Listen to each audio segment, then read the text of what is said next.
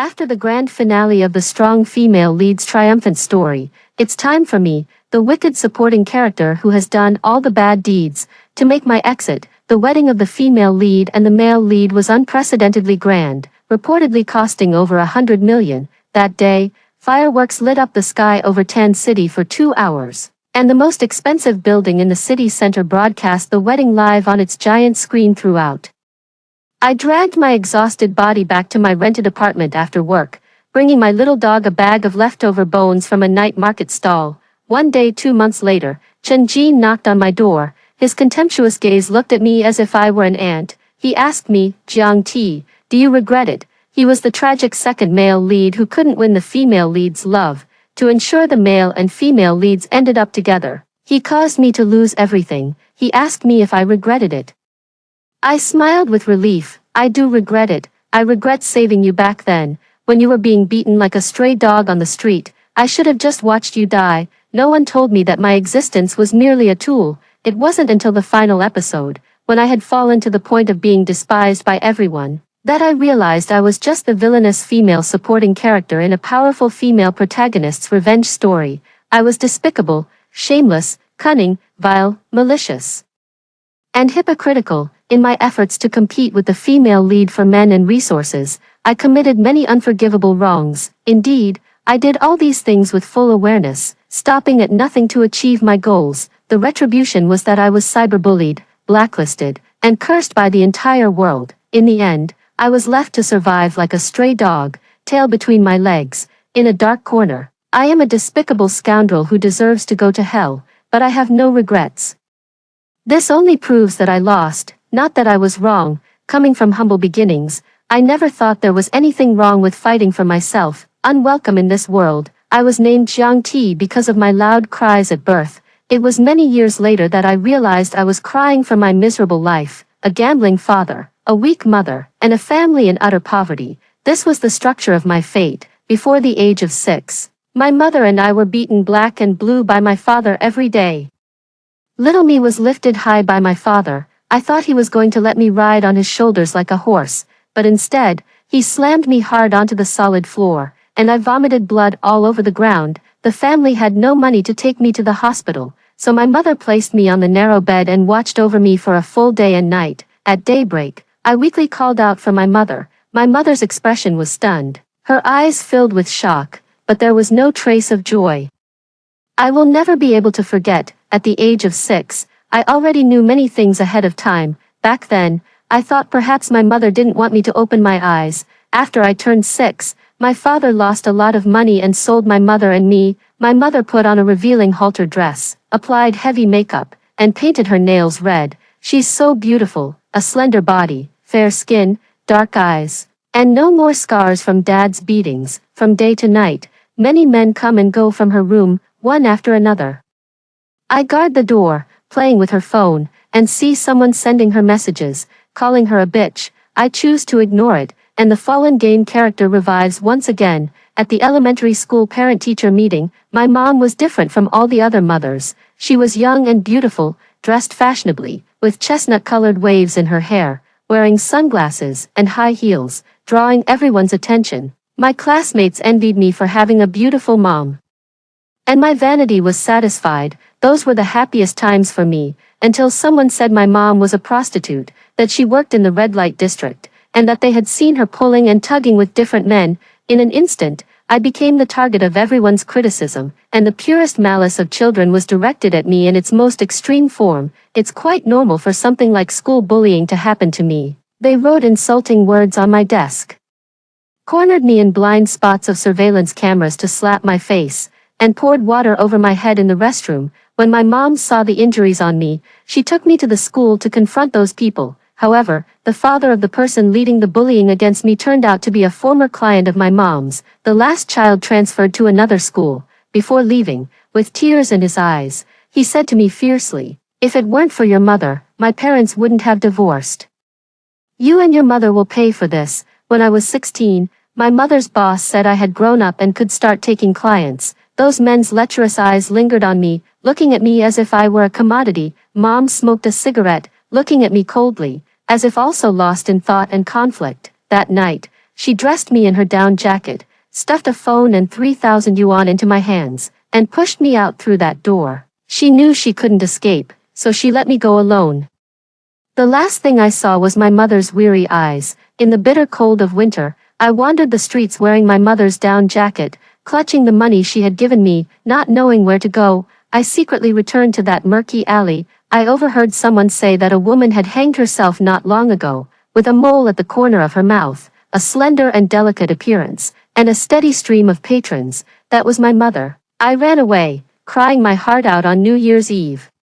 Using my mother's money, I checked into the cheapest hotel and found a job on the factory assembly line. Most of the people in the factory were from the lowest rungs of society. The oppressive environment was like a giant cage, trapping all kinds of cheap labor. There are many miners like me. Amidst the jeers, the little blonde guy handed me a bouquet of red roses, a very tacky style. It reminded me of my mother, the red, form-fitting halter dress that bound her, along with her lipstick and nails, were like a nightmare formed from coagulated blood, trapping her short life. I felt a chill all over my body and threw the flowers to the ground. As the surrounding noise gradually faded away, the little punk, flushed with anger, snapped, "Who the hell do you think you are, putting on airs?" He left, and the crowd that had gathered to watch the commotion dispersed as well. I had saved up some money from working at the factory, and after resigning, I left the city and headed for Tan City. A place everyone yearns for. As if guided by fate, I felt deep down that my destiny must lie there. In this city of money and desire, all kinds of people exist, and I blend in among them like a rat. To better fit in, I learned to dress like the young, fashionable women on the streets. The greatest treasure my mother left me is this face of mine, pretty enough, stunning enough, even if malnourished and too thin, I could still attract many eyes with a little dressing up. When I was 17 and handing out flyers on the street, a talent scout handed me a business card. He said he could make me famous, turn me into a big star. This was the best path for me at the time, and after verifying its authenticity, I followed him.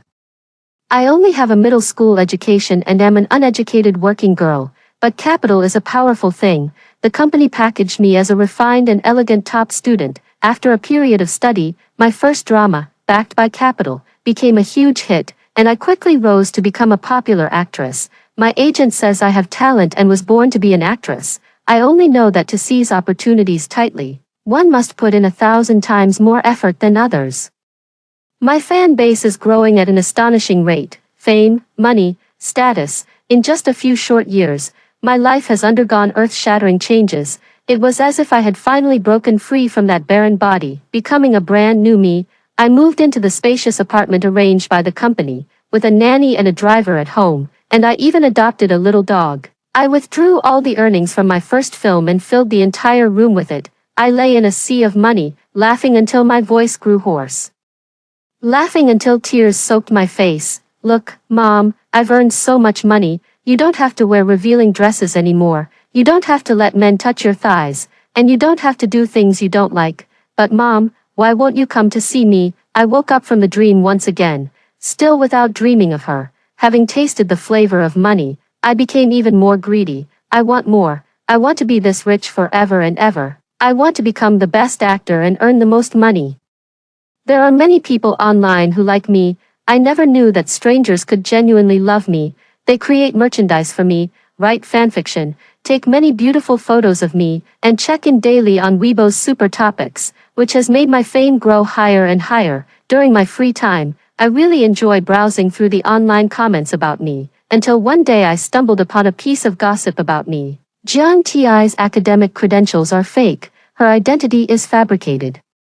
Suspected to be a product of company packaging, this post gained momentum quickly, and if left unchecked, it would soon expose my true identity. Such incidents had happened before, but those were all baseless rumors.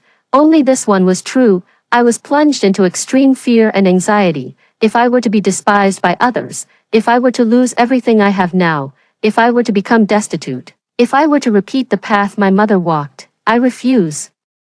I tearfully sought out my agent and asked him what I should do. He calmly reassured me, "Don't worry, the company will handle it for you. I trust the company unconditionally. To me, it is my fortress, and I have no choice but to rely on it." The post was quickly deleted, But just as I breathed a sigh of relief, more posts sprouted up overnight like mushrooms after rain, impossible to eliminate. Even a fool would know that someone must be targeting me from behind the scenes. Bring me down to pave the way for others. My hatred for the mastermind behind this has twisted me to the core. My agent told me it was a paparazzo who dug it up, likely acting on someone's orders. The person behind it has immense power and influence, so we can't afford to provoke them. For now, I just need to lay low for a while. How can I possibly hide? The moment I open my phone, I'm bombarded with insults and curses directed at me. They call me a liar, saying I don't deserve their affection.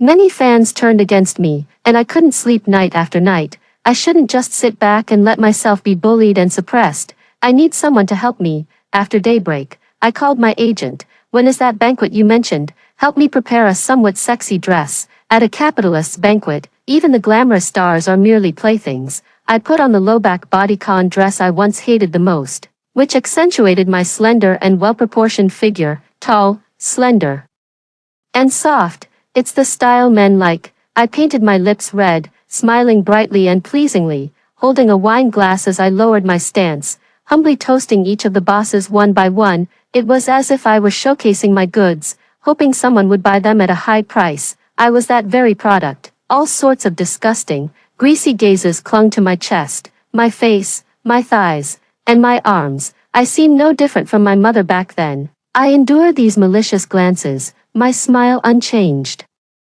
A man in his 50s places his hand on my waist, joking among the crowd of men and women. Xiao Zhang's waist is too slender. I must say, you young ladies shouldn't ruin yourselves like this just for the sake of beauty. It pains me to see it. Everyone is accustomed to such scenes. Only I was disgusted to the point of trembling. Excuse me for a moment. I hurriedly apologized and fled the hall as if escaping. Stepping outside to catch my breath, my stomach churned. And the thought of being touched just moments ago made me feel so nauseous I wanted to vomit. Suddenly, someone draped a coat over me from behind. I turned around and met a pair of young, sharp eyes. Who are you? The man smiled and sat down beside me. You remind me of someone I know. I feel a bit sorry for you. I asked him, your ex-girlfriend. He smiled and said, a friend. I sized him up without showing any expression. Custom-made clothes and shoes, a watch on his wrist worth millions. Most importantly, I remembered who he was, heir to a top-tier family in Tan City, Pei-Su, young, handsome, wealthy, far superior to those old fossils inside. If I could latch onto him, I wouldn't have to fear anyone anymore. I boldly and gently placed my hand over the back of his. His expression suddenly darkened, the slight furrow of his brow unmistakably conveying his disgust. My heart skipped a beat, but I didn't back down. Sir, what makes you think I need pity? I'm currently in the prime of my career, making a lot of money and gaining many fans. Why do you think I'm pitiful? He seemed taken aback by my question. The disgust in his heart softened, and his voice grew low and gentle. I pity you for having to flatter men old enough to be your father at such a young age, perhaps even becoming their mistress. He spoke too bluntly, so bluntly that it made me feel ashamed. But what does it matter? Everyone does the same. Without capital to protect and support you, no one can truly achieve lasting success.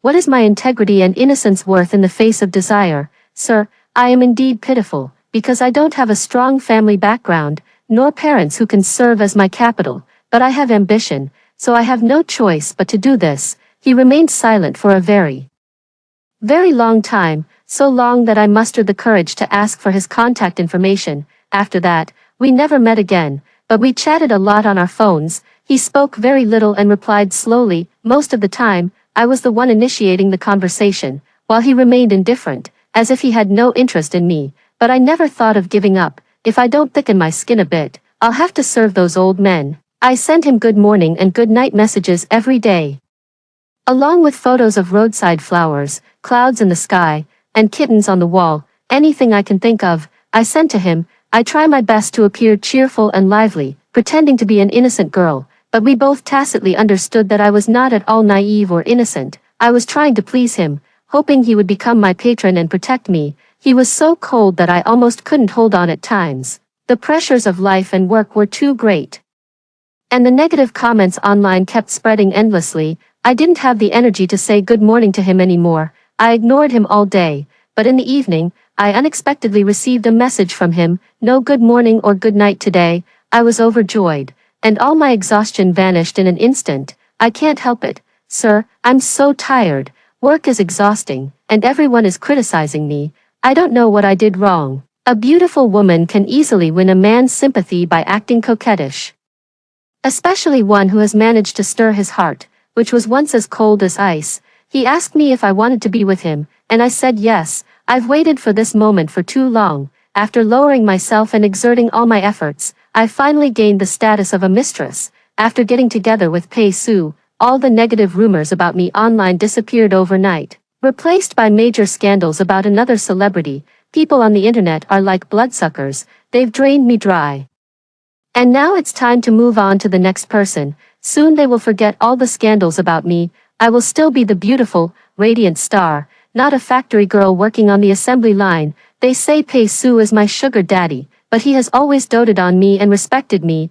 I moved into his villa, and he came to see me almost every day. The luxurious house became a gilded cage, but I loved this cage. In the summer, I love walking barefoot on the ground. When I see him push the door open and come in, I joyfully laugh and rush over to hug him. He picks me up, holds my cold feet, and says angrily, "Not wearing shoes will make you catch a cold. Don't come crying to me when you have painful periods later." I hum and give him a kiss on the cheek, saying, "You'll prepare hot water and medicine for me, so I'm not worried." He can only smile, both doting and helpless. His gentleness goes beyond just that. I've never met such a wonderful person.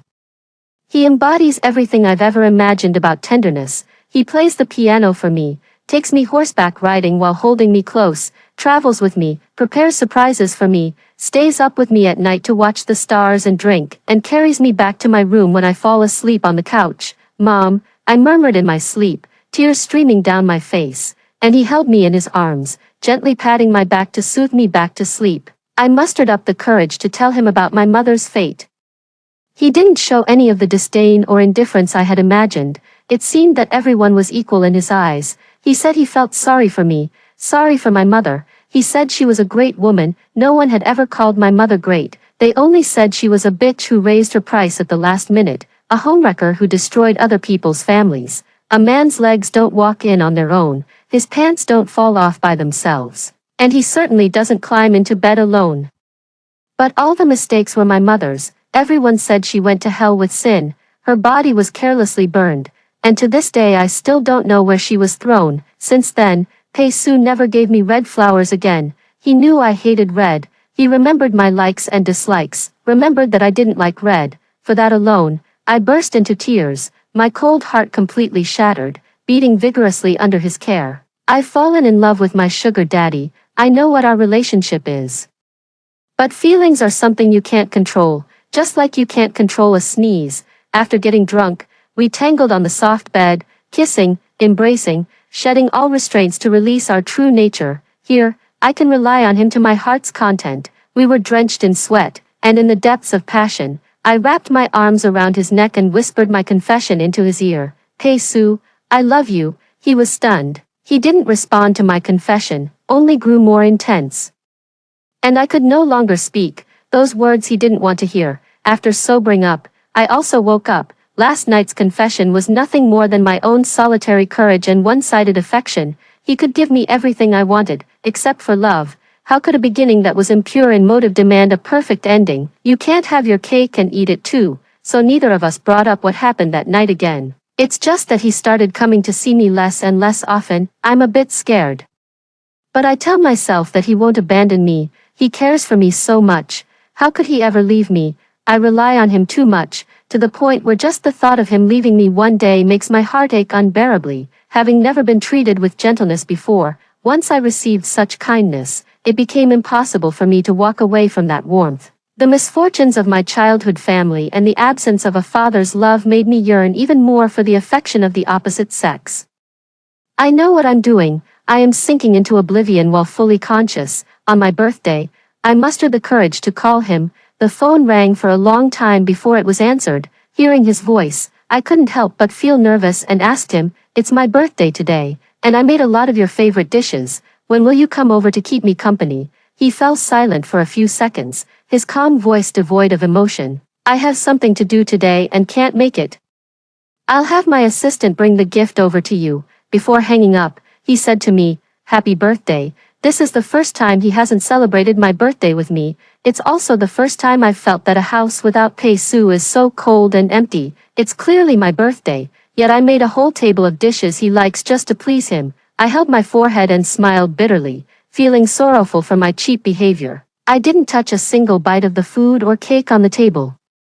Sitting on the sofa scrolling through Weibo on my alternate account, then I saw Pei-su trending on the hot search. To be precise, it was the woman in his arms who was trending. He was shielding another woman in his embrace, his movements gentle and careful. As if she were a precious treasure he had lost and found again, protecting her from the blinding flashlights. Hot search caption, hashtag Lin Ran makes a strong comeback, childhood friend provides full support, hashtag. I felt a chill run through my entire body. Zooming in on the photo, I realized the woman in Pei-su's arms bore a striking resemblance to me, about 50% similar. No, it should be said that I look like her. I've seen similar comments online for a long time, saying that Lin Ran and I look very much alike. Lin Ran works in Hollywood abroad, having won numerous awards at a young age and gained great fame, but she isn't very well known domestically and doesn't have much popularity. It's quite common in the industry to have people who look alike, so I didn't pay much attention to it, but what I didn't expect was that Pei-su and Lin Ran are childhood friends. I remember meeting Pei-su 2 years ago, when he said I reminded him of someone he knew. That person wasn't his girlfriend, but a childhood sweetheart he had loved for many years but never ended up with. His sympathy for me was based on the fact that I resembled his beloved childhood sweetheart. Looking at this face, he would automatically think of Lin Ran, which is why he felt sorry for me and gave me an opening. In every lingering moment of the past, he was looking at me, thinking of someone else. My hands trembled uncontrollably, tears streamed down my face, and the searing pain in my chest spread like poison, suffocating me with agony. What am I to him? I know, but I dare not admit it. I wanted to call Pei-su, but the doorbell rang. I ran over desperately, even barefoot, opening the door. Pei-su's assistant handed me an exquisitely packaged gift box and said with a smile, "Happy birthday, Miss Jiang. This is the gift Mr. Pei prepared for you." Without even glancing at it, I eagerly asked him, "Where did Pei-su go today?" The assistant gave an awkward, bitter smile. "I'm not at liberty to disclose Mr. Pei's schedule. Inconvenient, or am I not worthy?" After a moment of silence, I suppressed my emotions. "I understand." I took the gift box, closed the door, casually tossed it on the sofa, and called Pei-su. He only answered after 3 calls, a weary voice tinged with impatience and irritation. "What is it?" I pretended to be pitiful, crying as I asked him, "Pei-su, don't you want me anymore? I saw it on Weibo. Why does Lin Ran look so much like me?" He sighed, his tone softening considerably. "Don't overthink it. She and I are just friends. He's willing to coax me, so I'll believe him. He promised to come see me tomorrow, and I was so happy that I hummed a tune and danced in the empty living room. This is the waltz Pei-su taught me, and dancing with him is when I'm happiest. You could also say that as long as I'm with him, I'm very happy. I once said to my mother in heaven, I've met my true love, and the rest of my life will be filled with happiness." I thought my hardships were finally over, but he didn't come the next day. On the 3rd day, the 4th day, the 5th day, that door remained unopened. I was deceived. I didn't call him, just put on a hat and mask and went out to clear my mind. Walking aimlessly on the street, the anger and sadness of being deceived left me feeling lost. I couldn't imagine what would become of me if I lost Pei-su. The resources and rights he gave me will all be taken back and bestowed upon another woman. Perhaps they will be willingly offered to Lin Ran. Because I love him, I understand every emotion he feels. If it were truly just an ordinary friend as he claimed, he wouldn't go to such great lengths to protect her so gently, nor would he have stayed away from me for so long after Lin Ran returned. He never has any scandals with the opposite sex. Yet he allows photos of him and Lin Ran to trend on social media. I looked up information about Lin Ran online.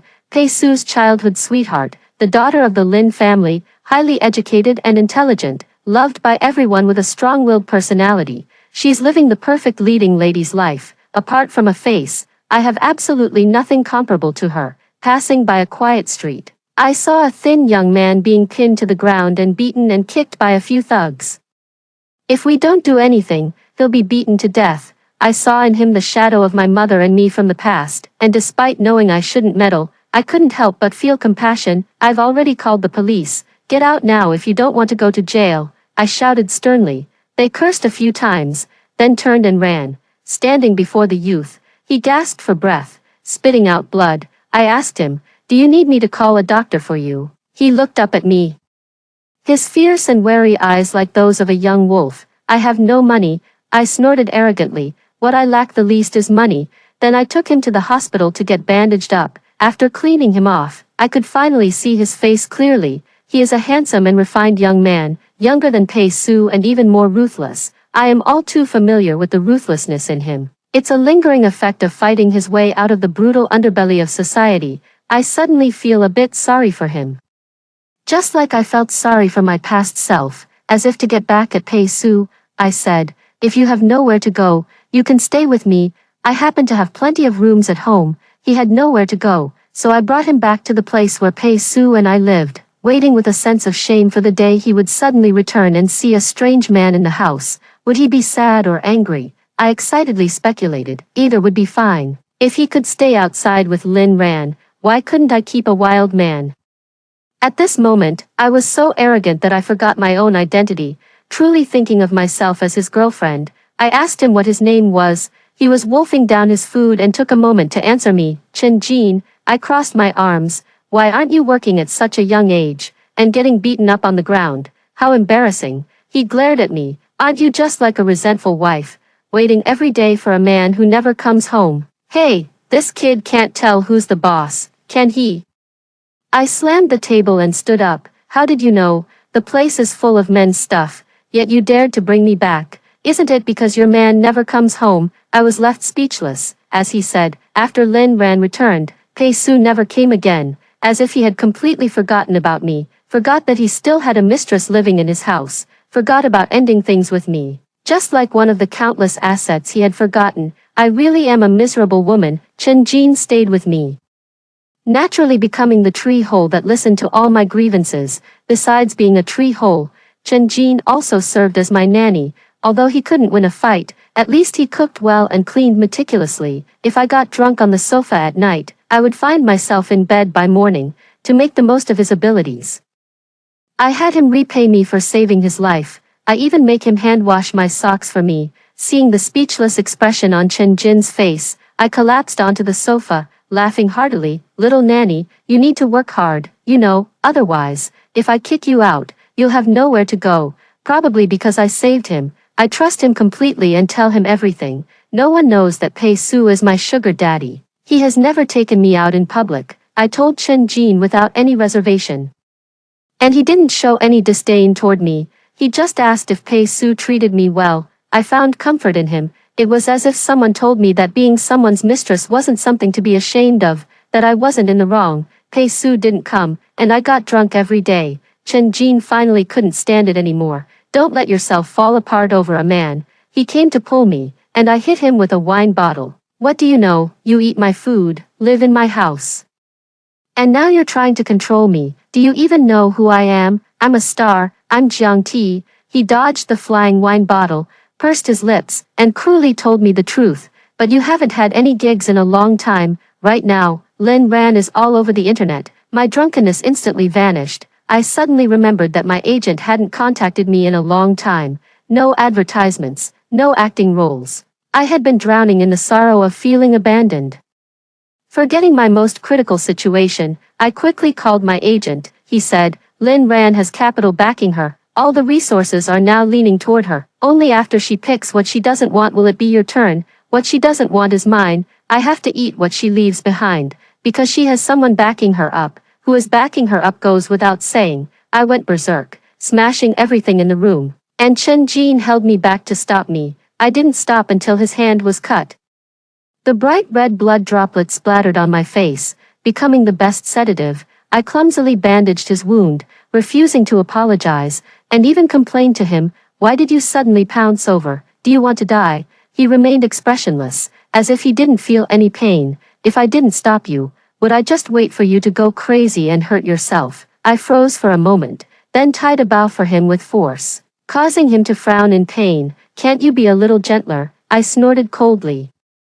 Sorry, all my gentleness is reserved for Pei Su. Chen Jin stopped talking, shook off my hand, and angrily slammed the door as he returned to his room. To force Pei Su to come see me, I played the pity card and told him I was sick. After begging for a long time, he finally agreed to meet me. He called me and said he would arrive in 10 minutes. I was so happy I screamed. Chen Jin's expression turned sour. Are you really that happy?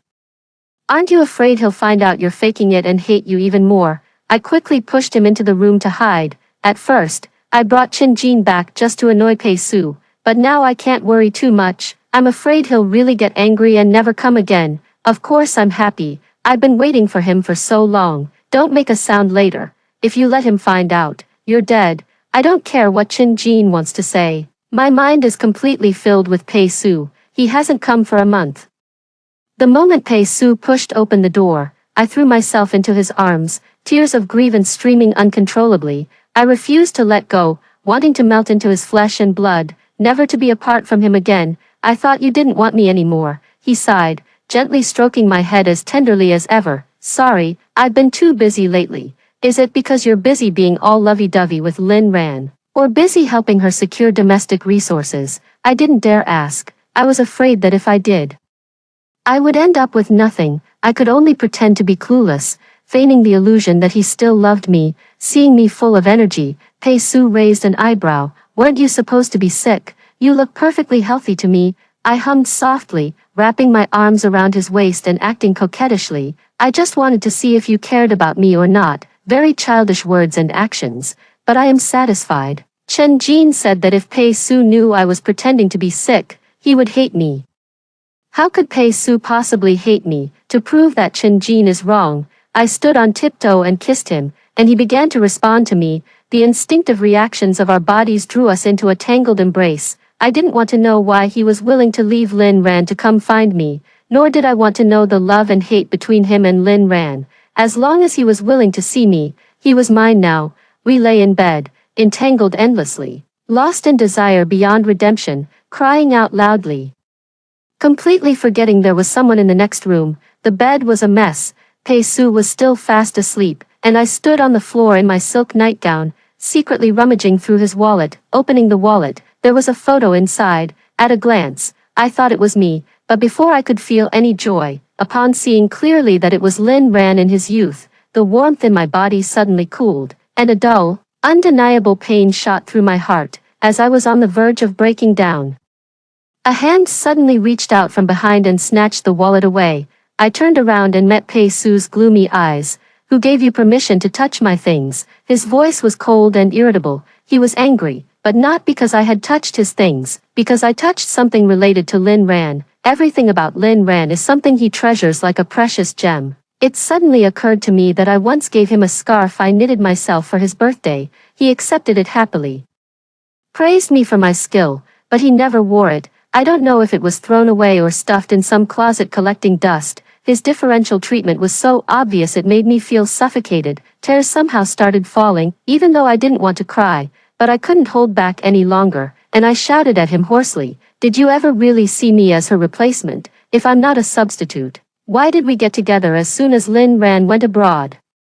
And why did he ignore me as soon as Lin Ran came back?" He remained silent, and finally, under my accusatory gaze, he cruelly reminded me, "Jiang Ti, remember your place. You have no right to control me." He put on his clothes and strode away. I sat on the floor, crying and laughing, without even the strength to chase after him. Even if I wanted to chase after him, what identity would I have to keep him? Didn't he say it himself? I'm not qualified. Chen Jin stood behind me at some point, his voice cold, tinged with a barely noticeable mockery. "Is this the man you loved so desperately, Jiang Ti? He doesn't love you."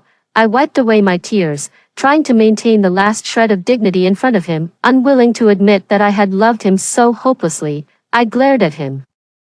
"Are your eyes X-rays? Can you see what's in his mind? But do you know," he continued, "back when Lin Ran first debuted, in order to pave the way for her, he had people dig up your scandals to suppress you, who was on the same path as her. In the end, Lin Ran found out and couldn't accept it, so she chose to develop her career abroad." I stared at him blankly. my mind completely empty. How did you know? He said. Now the whole internet knows.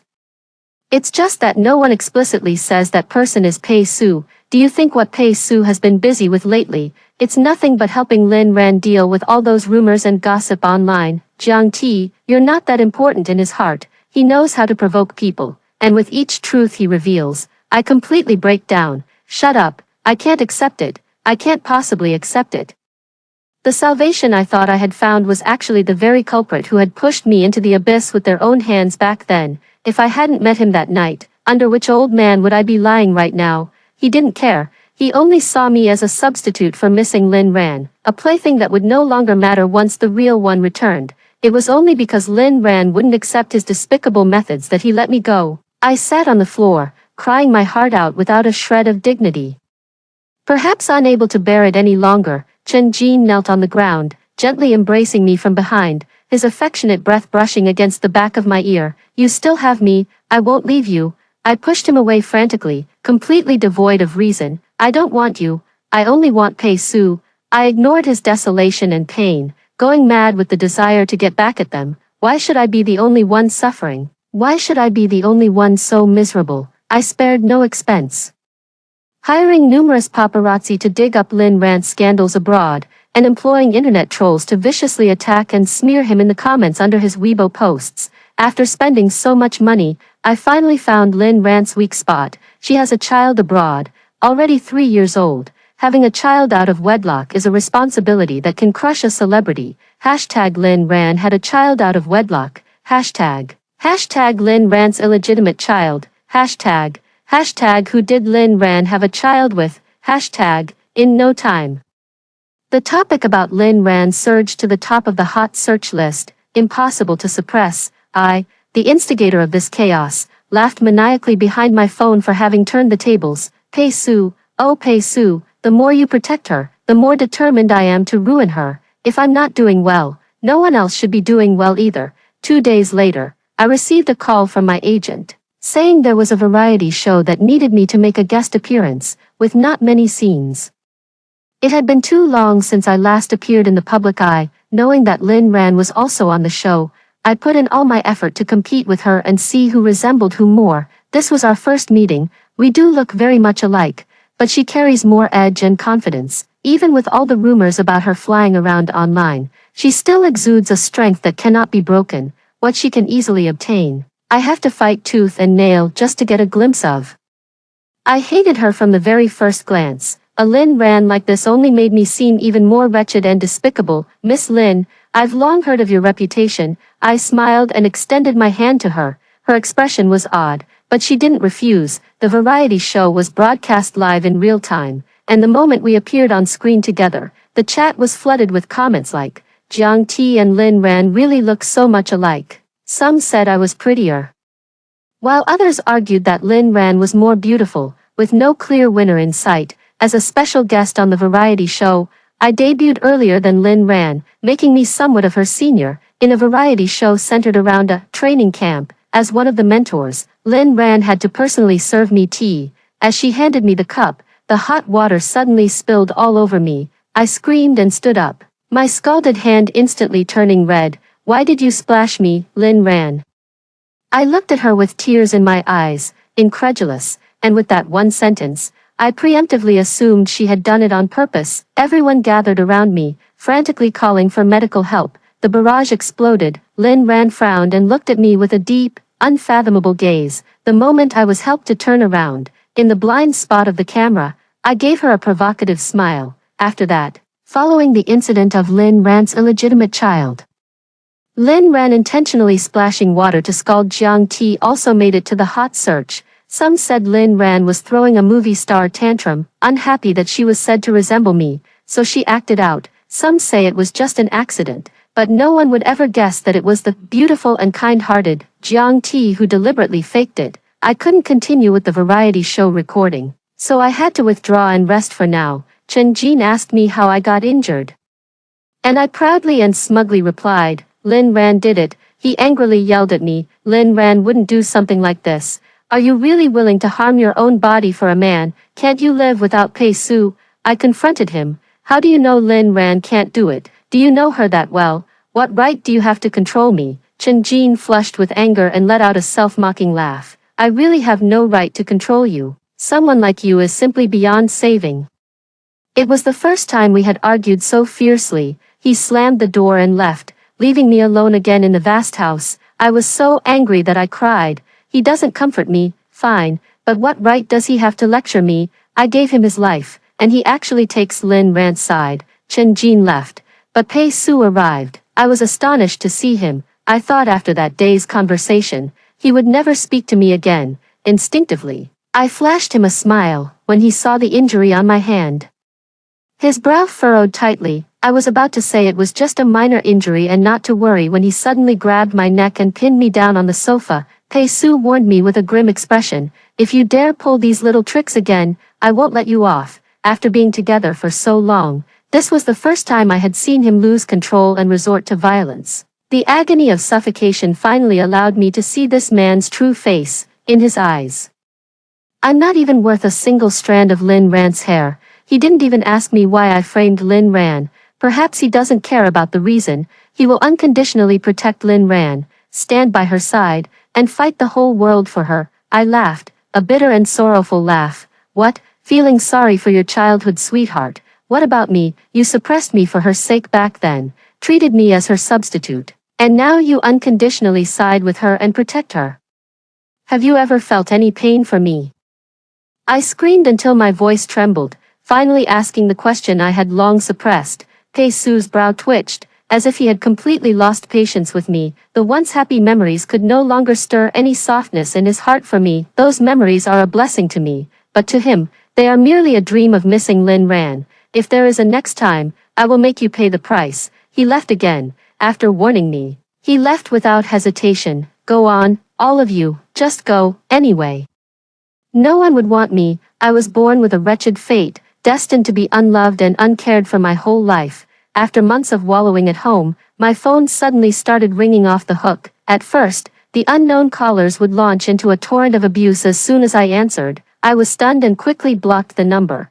But it was useless. Someone had leaked my number, and hundreds of calls flooded my phone like locusts. My agent found me and demanded to know who I had offended. Now, the entire internet was filled with evidence and photos of me being kept by an unknown wealthy person, including my mother working in the red light district with me, my fake academic credentials, and even ironclad proof that I hired trolls to smear Lin Ran and deliberately pretended to be scalded by Lin Ran during the variety show. I couldn't react at all, not even knowing how to defend myself. All I knew was that I was completely finished. Opening my phone, I was met with a torrent of online abuse directed at me. Jiang Ti is such a despicable creature. I must have been blind to ever support her. I told you, celebrities are completely different in private compared to their public image. Having been a fan of Jiang Ti is my digital criminal record. I'm going to go exorcise the evil now. Like mother, like daughter. I hope Jiang Ti and her mother reunite as soon as possible. I was Jiang Ti's elementary school classmate. Her mother was a homewrecker who broke up someone else's family, causing the parents to divorce. What's the point of preserving such inferior genes? This time, no one stood by my side anymore. Someone photoshopped my memorial photo, cursed me, and doxed me. They said my mother was trash, and so was I. At the same time, Lin Ran released a statement of explanation. The child abroad was an orphan she sponsored. The child's parents were her friends who died in a plane crash. She kindly sponsored the child, but some people spread rumors that it was her illegitimate child. She hoped netizens would think rationally and not be led by the nose. It goes without saying who that thoughtful person is. Lin Ran became the kind and beautiful angel, while I became the rat everyone wants to beat. The carefully planned evil deeds ended up benefiting someone else. Because of this incident, Lin Ran gained millions of followers overnight. I called my agent for help, and he sighed helplessly. The situation has gotten too big. The company has decided to let you take a break for a while. Taking a break means being shelved. An actor's prime period is only so long. By the time the public opinion fades, my popularity will be gone. The entertainment industry evolves at an unimaginable speed, and no one would hire an actor with a tarnished reputation like mine. I cried and called Pei Su, but the call wouldn't go through. I had been blocked. Everyone had given up on me, and there was no turning back. Is it over just like that? I refuse to accept this. I don't want to be poor and destitute anymore. I don't want to live the life of the lower class anymore. What if there's no pay, Sue? I'm still young. I can find someone else to support me.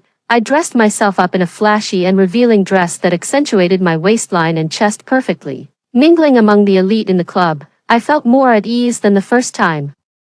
Smiling coquettishly as I downed one drink after another, enduring their wandering hands, and even lowering myself to flatter and cater to them, I felt as cheap as a promotional item that couldn't sell in a supermarket, and even I despised myself. No wonder Pei Su preferred someone as noble and genuine as Lin Ran. Once she returned, he could no longer stand a low-quality substitute like me. The wealthy have twisted minds, and wealthy men are even more perverse. They got me drunk. Laughing heartily at my pitiful attempts to hold myself together, I couldn't take another sip of alcohol and rushed into the bathroom, vomiting until the world went dark. All the way, I could hear people discussing me. Isn't that Jiang Ti? A while ago, she framed Lin Ran, and even after being exposed, she still refuses to give up. Now she's trying to become a mistress for some rich guy, clinging to wealth. She really has no shame. Ignoring those mocking voices, I sat on the floor. Gasping for breath, wiping the vomit from the corner of my mouth, I struggled to stand up. Staring at the unrecognizable reflection in the mirror, I suddenly froze. In fact, I look a lot like my mother. My mother has always been a beauty, but in her youth, she was naive and fell for my father's sweet talk. After getting married and having children, he revealed his true nature: gambling, drinking, and domestic violence. Not a single vice was missing. I inherited my mother's beauty. And with this advantage, I carved out a place for myself in the entertainment industry. But now, I have nothing left. Everything I worked so hard to build is gone, and I have to start over from scratch, facing even greater challenges than before. My vision became chaotic. The person in the mirror turned into my mother. She looked at me with disappointment, as if she were looking at her former self in the red light district, wearing a revealing dress and heavy makeup. She became a dish on men's plates, to be taken and consumed at will. I stared blankly at my mother in the mirror. She was crying, her voice hoarse and desperate. I didn't send you out there to please men. Do you want to repeat my life? At that moment, I lost my breath and heartbeat, staggering backward as my cold body felt like it had fallen into an ice cellar. Looking again, Mom was gone, leaving only me, filled with terror. I could no longer hold back and burst into loud sobs. When I finally cried myself out, I was still faced with this cruel world. A boss promised me that if I went with him, he could give me resources and make me famous. I haven't lost yet. How could I possibly lose? As long as I don't fall, I will never be inferior to Lin Ran. Just coming out of the restroom and seeing Chen Jin blocking my way, I thought I was hallucinating. Then, after meeting those gloomy eyes again, I confirmed he was real. It's been a few months since we last saw each other. And I have nothing to say to him. Just as I was about to turn and leave, he suddenly grabbed my wrist, forcefully pulling me away from this place. Let go of me. I don't know why he left and then came back, and I don't have time to waste words with him. Finally, I managed to break free from him outside, as I turned to go back inside. He grabbed me again. Do you really think they'll help you? They just want to play with you. Don't I know that? What can I do? I can only take a gamble, even if the odds are slim, but I couldn't bear to hear him say it directly, so I slapped him. What's it to you? I don't need your hypocritical kindness. Chen Jin laughed in anger. It's none of my business. Someone like you deserves to be scorned. Everyone in the circle knows Lin Ran is Pei Su's person. If you offend Lin Ran, no one will help you. You're already a useless pawn that's been discarded. Lin Ran, it's always Lin Ran. I haven't had a single peaceful day since Lin Ran showed up. On the day Chen Jin left, he also spoke up for Lin Ran. I don't understand. Where exactly am I worse than Lin Ran? Is it my miserable family, or my humble, grassroots background? Jiang Ti, accept your fate. This is your destiny. He gave me one last, deep look. In a daze, all my strength seemed to drain away. In truth, I knew that everything I was doing now was just futile effort, only adding to the ridicule. No matter how hard I tried, I could never surpass Lin Ran. She was inherently stronger than me and came from a better background. Having grown up in the mud, I only know these dirty tricks. Returning to the venue, the smile I had forced onto my face froze when I heard those people discussing me. Jiang Ti was once Pei Su's woman after all. Wouldn't it be risky to mess with her? someone sneered. What's there to fear? Pei Su said last time that from now on, Jiang Ti has nothing to do with him, she's just a plaything. Do you really think Pei Su would turn against us for her? This fool actually believed I would help her. At this moment, the noise of the crowd and the melodious sound of the piano all fade away from me. It feels as if I've been locked in a pale box, reduced to a bug that can be trampled on at will. It turns out that Pei Su not only saw me as a substitute, but as a substitute without any human rights. He tacitly agreed that from now on, no matter who takes me in, he wouldn't care. As long as I spread my legs, anyone could toy with me as they please. Leaving the venue, I returned to my life of drunken oblivion. 3 days later, news of Pei Su and Lin Ran's engagement spread across the entire internet. At the moment when I was most desperate and had nowhere to turn, he was with another woman. He gave Lin Ran the most formal and sincere proposal. While I am just a mistress who can't be brought into the open, it's fine to have fun, but marriage is out of the question. I stayed up all night looking at their engagement photos, finally accepting the fact that I am not loved. Once beautiful memories with Pei Su, it was merely him seeking the shadow of another woman in me, venting his longing. Undoubtedly, even as his mistress, he treated me very well during that time. Meticulous care. An endless flow of money and resources. He elevated me to a highly acclaimed position in the entertainment industry, making me forget the pain of the past, which is why I willingly fell in love with him. A mistress falling in love with her sugar daddy is a plot so cliché it couldn't be more trite. Someone online dug up their life stories. The two grew up together, harboring mutual affection but never speaking it aloud. It wasn't until after a quarrel that Lin Ran went abroad. They are all extremely proud individuals, unwilling to easily bow down to another. But this time, Pei Su set aside his pride and took the initiative to step toward her. Beneath every footprint that leads to a loved one, there lies a dirty, broken version of me. I became the seasoning in their relationship. In this grand script, I have climbed with all my might, striving to live a glamorous life. Yet in the end, I am merely a supporting character, overshadowed by others. In the photos of Pei Su and Lin Ran's engagement banquet, I caught sight of Chen Jin's figure. He looked at Lin Ran with a serious gaze, offering them his most sincere blessings. It turned out that Chen Jin and Lin Ran had known each other for a long time. Chen Jin was the illegitimate son of a real estate tycoon. During the days when he was unwelcome in the Chen family, only Lin Ran extended a hand of salvation to him. Later, Lin Ran went abroad, and Chen Jin was driven out of the house by his half-brother, ending up homeless on the streets, where I found him. In every story, I am the one left out. I know nothing. Everyone is keeping secrets from me, because I am not qualified to step into their world. I can't quite describe what I'm feeling. Sadness, pain, actually, it's just numbness. It seems that when hatred reaches its peak, emotions are stripped away from the body. After Pei Su's engagement party ended, I called him, desperately begging to see him one last time. He was hesitant. After all, he was now a man with a fiancée. But he still came, specifically to make things clear with me, telling me not to appear in front of them again or cause any trouble. I was wearing the red dress I hated the most, smiling as I poured him a glass of red wine. It's not easy for us to meet like this, so let's not say such unpleasant things. He frowned. Not having taken a single sip of the wine in his glass, I stood up behind him, gently wrapping my arms around his neck as I used to, resting my chin on his shoulder. Pei Su, I just want to ask you, have you ever loved me, even just a little? He answered bluntly. I don't want to make things sound too harsh. It's true that I wronged you first, but over the years, I've given you a lot in return. Resources, houses, cars, money. These are enough to ensure you live comfortably for the rest of your life. Isn't that enough? No, of course it's not enough. I am just a greedy woman. I want it all. I want him to love me. Since you don't love me, then just die. The cold knife plunged into his back when he was completely off guard. Pei Su groaned and pushed me away forcefully, bending over in pain. You're insane. I sat on the floor in a disheveled state, laughing uncontrollably. Yes, I am insane. You're the one who drove me to this. The assistant outside quickly came in. He called the police, and Pei Su was taken to the hospital. I quietly awaited the judgment of fate, but Pei Su chose to forgive.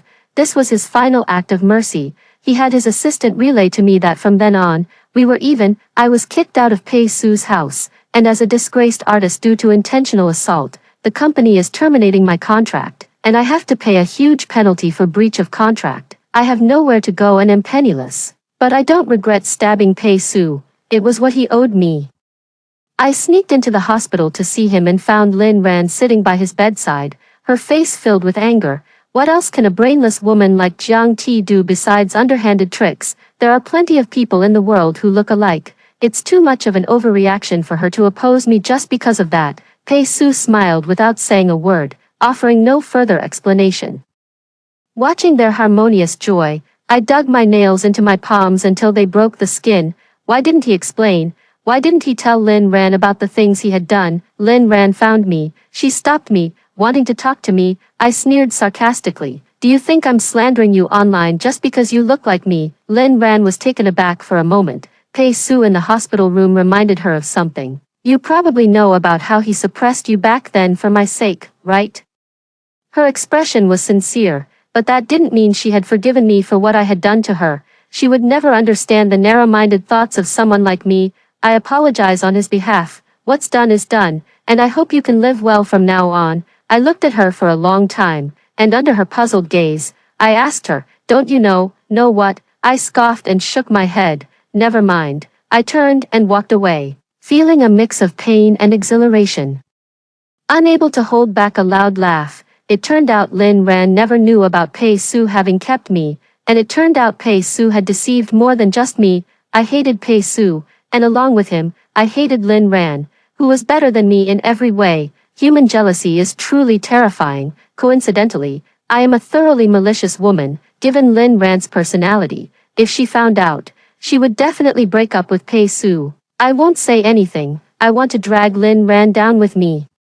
Telling her the truth when she and Pei Su are at their happiest. The scumbag I've tasted. Lin Ran must have a bite too. Everyone has left me, and the only one staying by my side is my little dog. I moved into a cheap, cramped rental apartment with my dog. The scandal is all over the place. Even if people haven't watched the TV series I acted in, they recognize my disgusting face. Whenever I go out, people point fingers at me, and some even go so far as to rush up and hit me.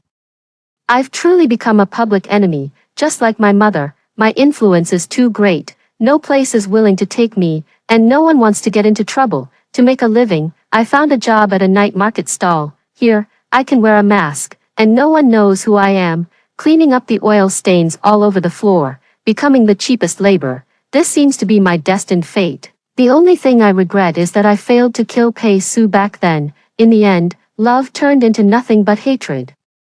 If given another chance, I would still choose to kill him. The window in the rental apartment was drafty, and the cold was bone-chilling. Winter was approaching, and I huddled with my little dog under the thin blanket, shivering uncontrollably. I've always kept the down jacket my mother left me. It's an outdated goose-yellow down jacket. I drape it over myself, as if my mother is holding me.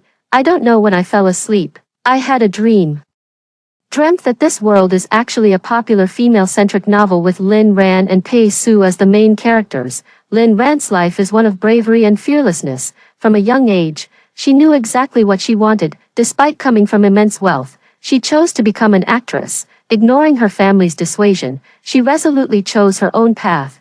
She walked through mud and thorns, moving forward undeterred amid doubts. She doesn't need anyone's protection. So when she debuted and learned that Pei Su had suppressed me to pave the way for her, she couldn't accept that her rise was built on the corpses of others, so she chose to leave, clearly in love, yet the unresolvable contradictions plunged them into agony. Pei Shusha found me to serve as Lin Ran's substitute, to ease the pain of longing. Years later, Lin Ran returned, and the two finally resolved their conflicts, confessed their feelings, and ended up happily together. With a blissful and perfect conclusion, Chen Jin is the tragic second male lead in this book who loves but cannot have. He will forever protect the female lead, loving her deeply until the day he dies. He does not allow anyone to harm his white moonlight, so he personally exposes my true nature, pushing me, the malicious supporting female character, into an endless abyss from which I can hardly recover. And I am merely the malicious supporting female character in this book. I was despicable, shameless, cunning, vile, malicious, and hypocritical, In my efforts to compete with the female lead for men and resources, I committed many unforgivable wrongs, ended up with nothing, despised by everyone, a tragic yet satisfyingly just ending. Pei Su deceived my feelings, but Chen Jin completely ruined my future. A humble soul who couldn't obtain love, bullying another humble soul who also couldn't obtain love, all for the sake of the one they loved. After waking from the dream, I actually felt a sense of relief, as if everything finally made sense. It was as if all the suffering and misery I had endured in this life had finally found a reasonable explanation, so absurd that it made me want to laugh. It must have been really hard for Chen Jin, that scheming young master, to play house with me, doing my laundry, cooking for me, and listening to my ramblings every day. It must have been so humiliating for him, listening to all the things I told him. He must have been holding back his laughter until it hurt. Chen Jin, how can someone be so pitiful, so miserable that my sincere heart was being toyed with by two men at the same time? Out of habit, I opened my phone and saw the news of Pei Su and Lin Ran's wedding. The entire event was live-streamed, and the wedding was unprecedentedly grand. Pei Su gave Lin Ran the best of everything, wanting her to shine forever, to be forever looked up to by others, abandoned by him. I could only rot and decay in the corner. On the day of the wedding, fireworks lit up the sky over Tan City for 2 hours. Thanks to them, I was able to enjoy this spectacular sight when I returned from work. I returned home carrying bones from the night market stall and some leftover food. This is my puppy's dinner. Before, it used to eat imported dog food, and there was a dedicated nanny to groom and bathe it. Now, it has to endure this poor life with me, but the puppy won't look down on me. It will always stay by my side, watching it wag its tail and eat the food in the bowl heartily. My eyes grew sore. I'm sorry for making you suffer with me. The puppy looked up at me with clear eyes, then picked up a piece of meat from its bowl and placed it at my feet. Tears instantly poured out. I will never forget this day. Pei Su is newly married and blissful, while I, in a dilapidated little house, held my puppy and cried until I couldn't catch my breath. 2 months later, Chen Jin appeared at my doorstep. He was no longer the young man who used to wander the streets and get beaten up. After leaving me, he successfully ousted his brother and became the new heir. I don't know how he found this place. He was wearing an expensive wool coat, looking noble and handsome, completely out of place in this rundown environment. I stood inside the rental house, while he stood outside, facing two different worlds. With a mocking expression, he asked me, "Do you regret it now?" Looking at that condescending face, remembering that he is the second male lead in this world, Lin Ran's knight, I smiled with relief. I do regret it. I regret saving you back then, when you were being beaten like a stray dog on the street. I should have just watched you die. If I had known this was a novel, if I had known he would betray me and bring me to this state, that day, I not only wouldn't save him, but I would also give those thugs some money to have him killed in the cruelest way possible. Chen Jin froze, his eyes quickly turning red, his pale lips trembled, and an indescribable emotion made him feel suffocated, as if he couldn't believe such harsh words had come from my mouth. I slammed the door shut, telling him to get lost. I told Chen Jin to get lost, but he didn't actually leave. I know he's been secretly following me every day. What's he following me for? To laugh at me, to see how miserable I am now, and to feel the thrill of avenging his beloved. Ha, this scumbag. In the end, he's nothing but a lovelorn dog who can't get what he wants. At least I dared to stab Pei Su once. Does he dare to go and snatch Lin Ran away? Truly a waste. Otherwise he wouldn't have been pinned to the ground and beaten back then. Why didn't they just beat him to death? I swiftly gathered the bones and food scraps left by the customers from the table into a basin. When pouring it into the roadside food waste bin, I pretended to slip and splashed it all over his car. The car window rolled down. Chen Jin looked at me with a complicated expression. I sneered indifferently. Sorry, I didn't see you. You're not going to make me pay for it, are you? I've got no money, just my life. Want it? He didn't say a word. I rolled my eyes and turned to leave, but he suddenly called out to stop me. Come with me. I'm no worse than Pei Su. I stood there frozen for a long time before turning back to look at him with a mocking expression. You're no better than Pei Su. Both of you are scum. Neither of you is any good. Of course, I'm not any good either. But is that what I wanted? Suddenly being told that everything I've achieved is fake, that I've been trying so hard to live, only to end up as just a villainous supporting character pushing the plot forward. How could I possibly be content? that year when I was 16. My mother pushed me out, hoping I would survive. I could have lived well, carrying on for my mother, but it was Pei Su who drove me mad, and Chen Jin who left me with nothing. Now the grand finale is complete. He and Lin Ran have found their happy ending, and even Chen Jin has successfully become the family heir. Everyone is happy, only me, only I am at a dead end, doing this filthy job in this godforsaken place. I can't even afford a damn plane ticket to get out of here. Every time I open my phone, it's flooded with news of Pei Su and Lin Ran's wedding, forcing me, the wicked supporting character with no good ending, to witness their happiness. Damn Pei Su, damn Chen Jin, damn the author, damn this world. I curse your whole families. What I didn't expect was that Pei Su would actually come looking for me. He stood at my doorstep, his critical gaze sweeping over my house as he frowned. You're living in a place like this now. A house of just over 10 square meters. Barely enough for me and my little dog, thanks to you all, isn't it? Without you, where would I have the good fortune I have now? Leaning against the doorframe, I asked him with a sarcastic smile, instead of being affectionate with your wife, what are you doing here looking for me? Do you all just want to see me as a joke? So, Mr. Pei, are you satisfied with what you see now? Pei Su's expression was complicated, and it was a long time before he said, I can find you a job. Or I can send you abroad. Consider it for the sake of our past friendship. What friendship did I ever have with him? It was just me being sentimental on my own. As soon as his true love returned, he couldn't wait to abandon me. Now that I'm destitute and have nothing, he comes to talk about friendship. Didn't he say it himself? From now on, we're even, no debts between us. And now he comes to disgust me. Ugh, aren't you ashamed? That I liked you before must have been a ghost possessing me. Let me tell you, I was never wrong from start to finish. I just lost, that's all. The one who's wrong is you. It's all of you. I drove Pei Su away, huddled in the small house. I couldn't help but cry. The puppy licked away my tears, and I felt that I wasn't actually that pitiful. At least I still had it. After calming down, I wondered why they all came looking for me, one after another. Suddenly realized, this novel reached its grand finale the moment Pei Su and Lin Ran got married. Before the ending was the content of the destined script, but what happens after the conclusion, aside from the protagonists themselves, no one knows. Perhaps it's a loss of control, perhaps it's a deviation from the original path. No one is certain. He came to see me, probably because he hadn't truly let go of me. My forceful approach made him resentful, but my misery softened his heart. Pei Su never came again, but Chen Jin continued to follow me every day.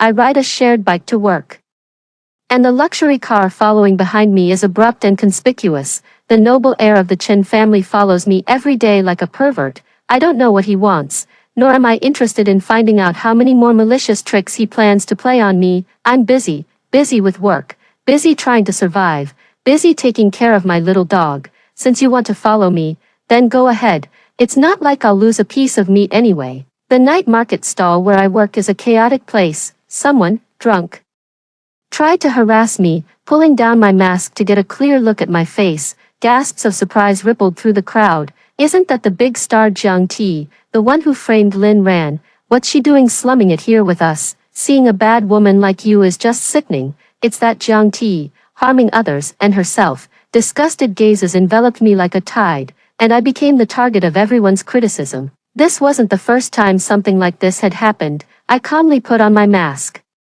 But the drunken man had no intention of letting me go. He grabbed my wrist, his disgusting gaze sweeping over me from head to toe. Though you have a wicked heart, you're still a beauty. Why not come with me? I have a bit of money and can afford to take care of you. As soon as he finished speaking, Chen Jin, who had just arrived, punched him in the face. Amidst the cursing and grumbling, Chen Jin led me away from the scene. I sat in the passenger seat, and no one spoke.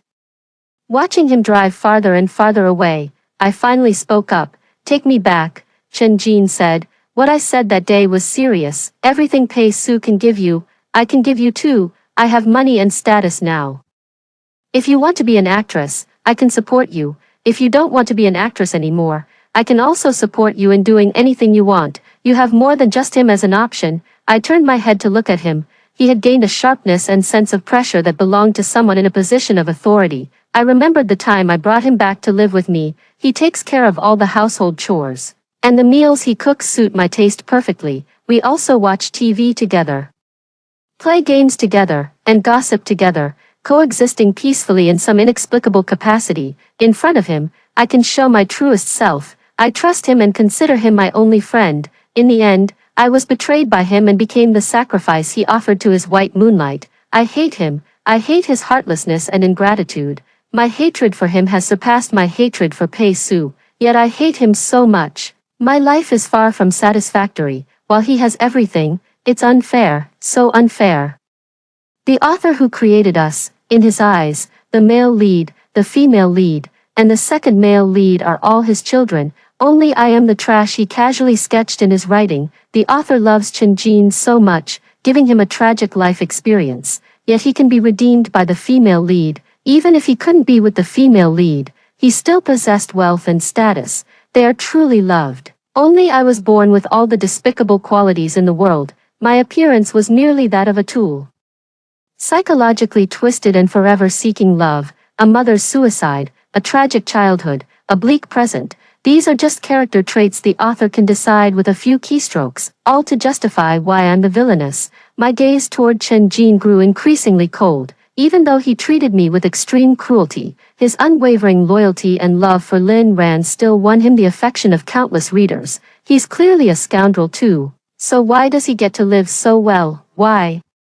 Is it because your conscience has awakened and you want to make it up to me, or is it because you can't have Lin Ran, so you want to use me as a substitute? He remained silent for a long time. No, I didn't ask him again. When he dropped me off at my doorstep, I walked up the steps and suddenly turned back. Would you like to come to my place for a glass of water? His eyes widened, as if he had received an unexpected surprise. He eagerly followed me into the house. In this cramped house, he sat nervously on a chair, waiting for me to pour him a glass of water. He thought I had accepted him, believed I had forgiven him. He was lost in his own joyful fantasies of our future life together. I only felt disgust, no matter what his intentions were. After harming me, he then played the role of a savior to redeem me.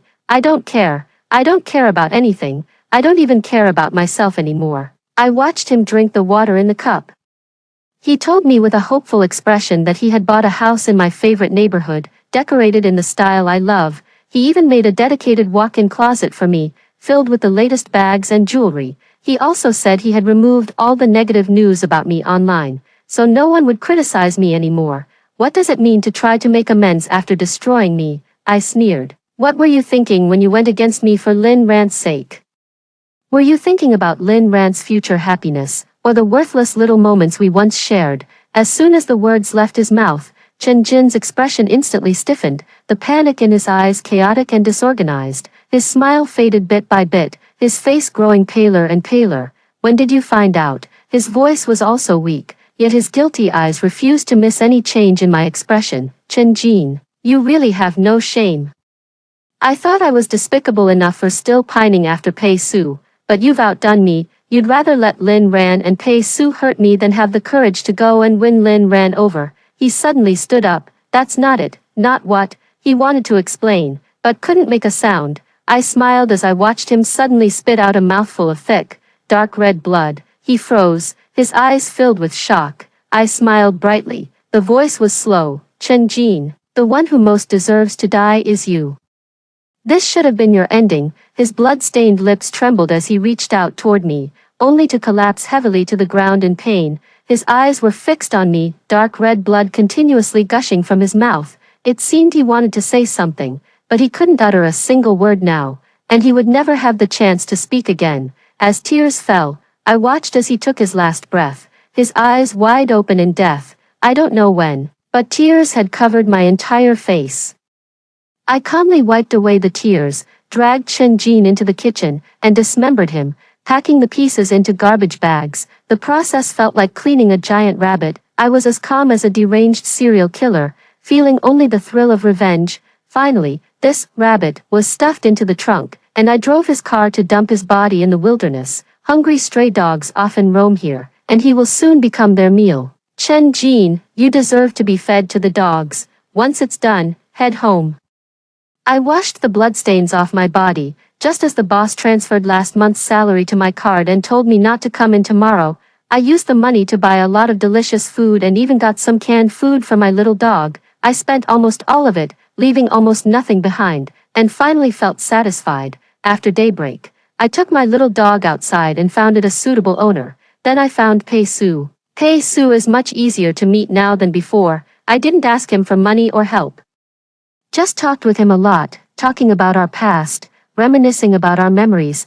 My attitude wasn't very good. When I hit a nerve, I would glare at him with resentment in my eyes, showing no signs of remorse. Utterly stubborn and beyond redemption, he didn't respond much, just kept his head down, stirring his coffee with a spoon, his brows furrowed, trembling occasionally. But I know him so well, and I could tell he was moved. Perhaps a certain moment of mine truly left a mark on his heart.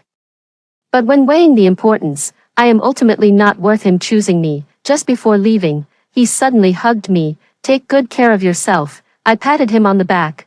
"Take good care of yourself too." He left, but I got a photo of us hugging. From the angle, it looks more like a kiss. I sent the photo to Lin Ran. I actually wanted to kill Pei Su, but then it occurred to me, what if he became a drop of mosquito blood in the heart of the female lead he deeply loved? I'm going to give Pei Su and Lin Ran a harsh blow right after he finally gets together with the woman he loves. The most brutal reality comes after the grand finale. Lin Ran has an absolute aversion to emotional impurity. She always knows exactly what she wants and would never accept an unfaithful man.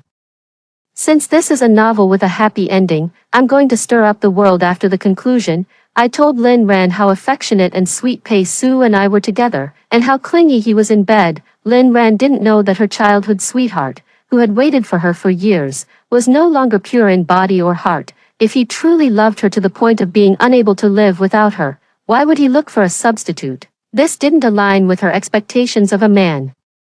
In a female-centric novel with a strong female lead, only the heroine gets to decide who the male lead is. This is my revenge on them, but I think Lin Ran should thank me for helping her see the true nature of this man, a complete scumbag. After the grand finale, both the male lead and the second male lead lost their protagonist aura, but I killed someone, and it will soon be discovered. I'm not afraid at all, because I never intended to hide, nor did I plan to keep living. After sending off my little dog, I left a big mess for Pei Su. On a sunny day, I lit a charcoal brazier in the room while holding the down jacket my mother left me. Curled up on the bed, I grew drowsy, my head feeling heavier and heavier as my consciousness drifted away from my body. In a daze, I returned to the year I was 6 years old, when my father threw me to the ground, causing me to vomit blood and lose consciousness. My mother cried and said, "If only I had never given birth to you. You wouldn't have to suffer like this. It's all my fault. Your suffering is all because of me. I am guilty." I finally understood why my mother's eyes at that time held no hope for my awakening, because after waking up, what awaits me is an even crueler tomorrow. In truth, she was never weak. She thought about running away, but whenever I cried, she would hesitate again. Later, she tried to run away with me, but little me held her back, and Dad found us, that day. Mom was hung from the rafters by Dad, and the leather belt struck her emaciated body with force, blood splattering everywhere, leaving her battered and broken. I knelt on the ground crying, begging Dad to let Mom go. Dad kicked me to the ground, and the pain was so intense that I couldn't get up, clutching my stomach. Mom's disheveled hair revealed eyes filled with pain and despair, the cruelest suffering this world had ever given her. Relatives tried to persuade, saying, "What marriage doesn't have its share of quarrels?" They used to say the same thing before. They say it'll get better once you have a child. They say it'll get better once the child grows up. They say it'll get better when you're old. A man is only truly honest when he's dead. She had too many things binding her in this life. Father was one, and so was I. We became the stones that held her down. When my mother's boss said I could start taking clients, I wasn't afraid at all. I could take over her work. Or I could do other jobs. I could support her, let her live in a clean house, sleep in a warm bed. I miss the faint scent on her, miss her soft bosom, miss her long black hair, miss her gentle voice, miss her fragrant embrace. As long as Mom is here, I'm not afraid no matter where I am. I've grown up now, I can protect her, but she never once comes to see me in my dreams. Is she hating me? Hating me for not living a dignified life? Hating me for letting her last hope fall through? I'm sorry.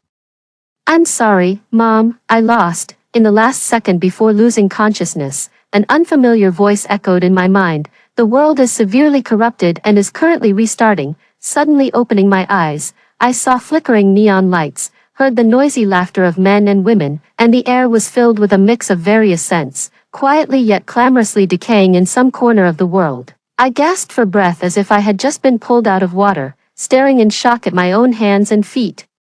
Touching my face and body, uncertain whether this was a dream before death or reality, my face was reflected in the puddle at my feet. This is me at 16. I retained my memories and returned to before the gears of fate began to turn. I remembered the voice I heard before I died. This world I played with has collapsed, seemingly entering a reset state where everything will start over, and I, who unexpectedly awakened, was not erased of my memories, becoming a survivor in this absurdity. It is also the only remaining gift for me, this wicked woman. The door in front of me suddenly opened, and someone roughly shoved a phone and 3,000 yuan into my arms. The glaring red was menacing, like a fire, yet it could no longer make me feel afraid. Go, and never come back again. I looked up and saw that familiar, beautiful yet weary face, and tears instantly flooded my vision. The sudden surge of joy nearly overwhelmed me. Only at that moment did I truly come back to life.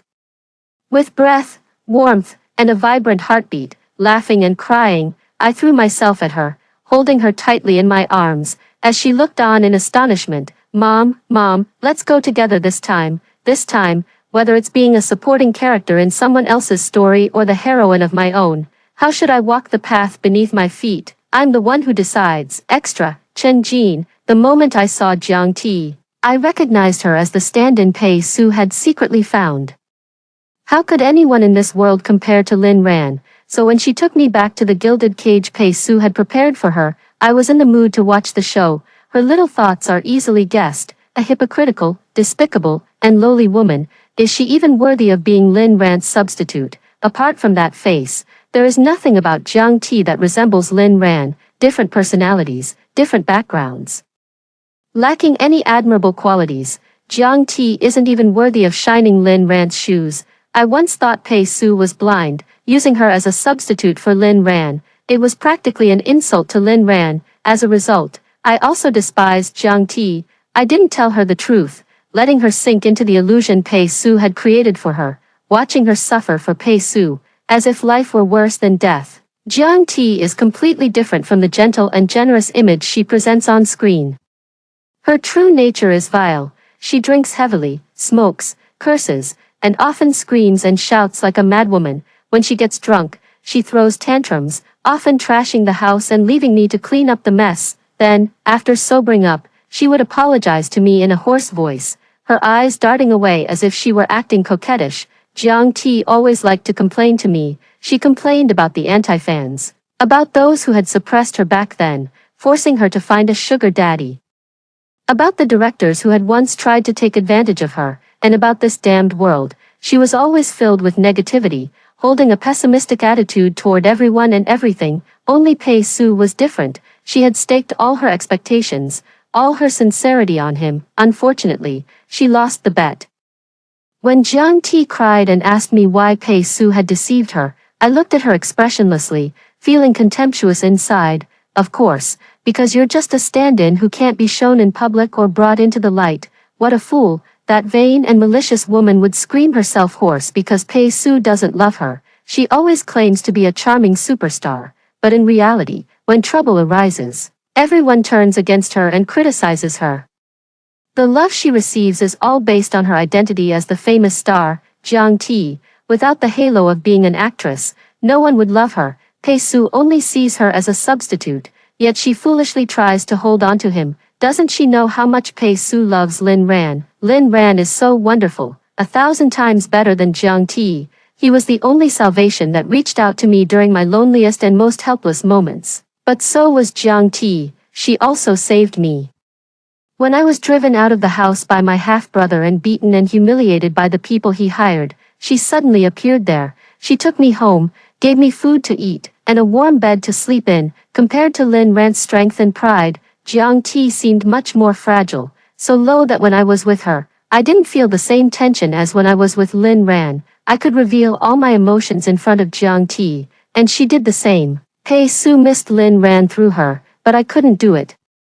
I couldn't see any trace of Lin Ran in Jiang Ti. I looked down on her, yet at times, I felt we were essentially the same kind of person. In the darkness where no path could be seen, we huddled together for warmth, licking each other's wounds and burying the mud we had trudged through. In places without Pei Su and Lin Ran, Jiang Ti and I were like intertwined, symbiotic vines, seeking warmth in our mistakes. This state is all too easy to lose oneself in, making me grow attached without even realizing it. I tell myself that my heart belongs only to Lin Ran, yet instinct tells me that I have fallen for Jiang Ti, fallen for a woman who is inferior to Lin Ran in every way, but one I can truly reach out and touch. A woman of lowly nature, this despicable woman deeply loved a man who did not love her, so much so that it blinded her, making her unable to see anyone else. I tried to wake her up, to shatter her illusions, but she didn't want to turn back. And she couldn't turn back. On the day Pei Su finally came to see her, she was so excited she screamed, eagerly locking me in another room.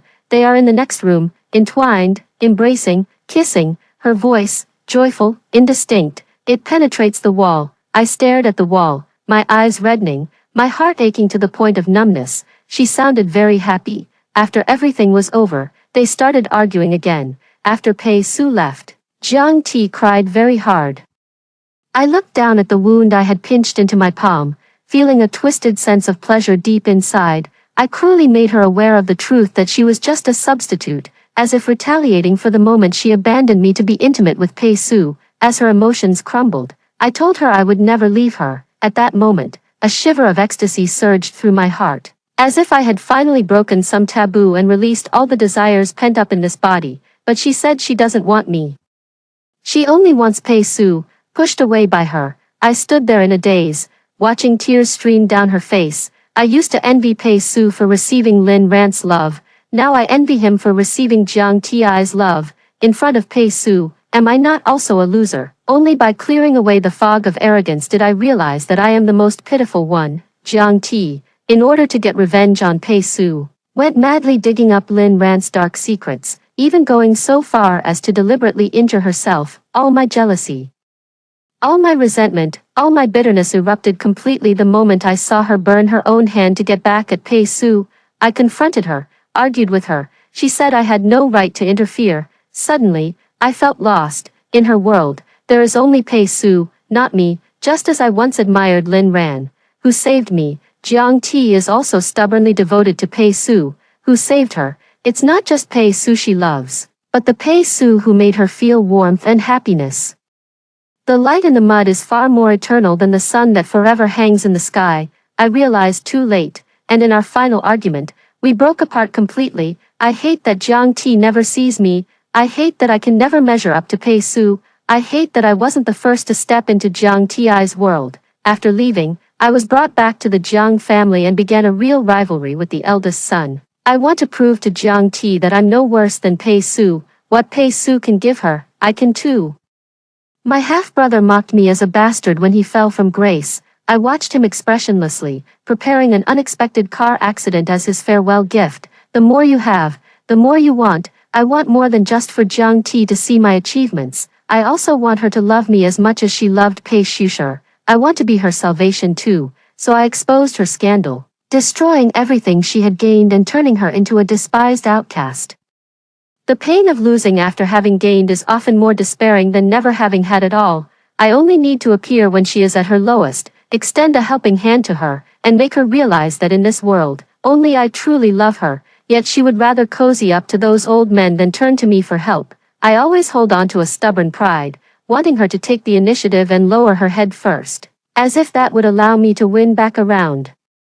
But the direction of the plot deviated from my initial imagination. After Lin Ran and Pei Su got married, when I found Jiang Ti, the woman who was once so insatiable no longer had any desires in her eyes, as if everything had lost its meaning to her. I pretended to be calm, holding my ground and refusing to lose to her, asking if she had any regrets. I regret being with Pei Su. I regret sacrificing my own future for Pei Su. I regret not choosing me back then.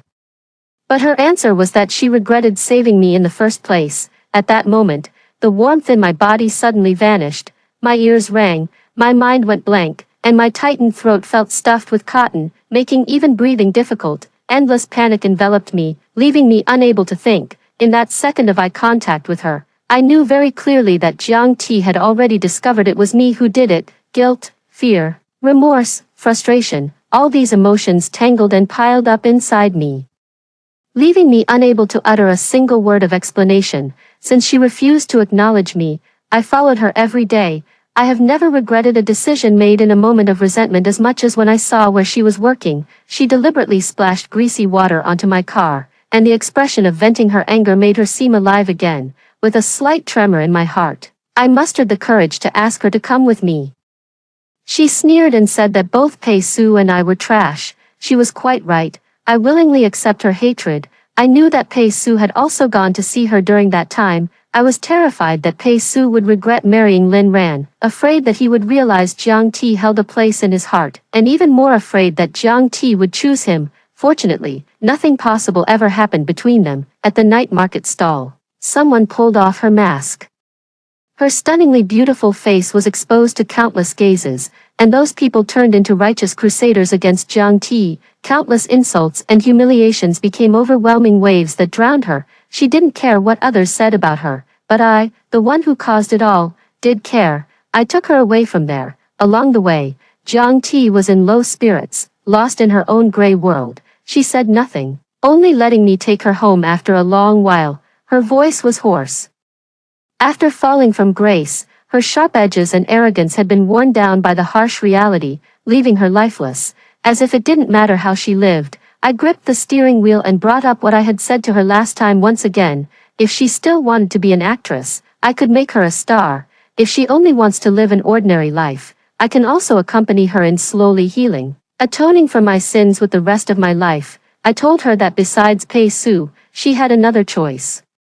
She just looked at me like that. Her lifeless eyes showed no ripple, yet I could see the deep-seated hatred hidden within them. I went to great lengths trying to get from her the same kind of love that Pei Su had. In the end, I messed everything up, and all she gave me was her hatred. She asked me if I had been treating her as a substitute for Lin Ran, and I remained silent for a long time. No, I never saw her as a substitute for anyone. Standing downstairs at her place, I watched her slender figure gradually fade into the dark hallway. The next second, she suddenly stopped and turned to look at me. "Would you like to come up for a glass of water?" I was stunned for a long time, the sudden surprise making it hard for me to react. I thought she had come to terms with it, that she had finally let go, so much so that I didn't notice anything amiss. Sitting in the cramped room, I truly felt the hardship of her life, and the ache in my heart grew even more intense.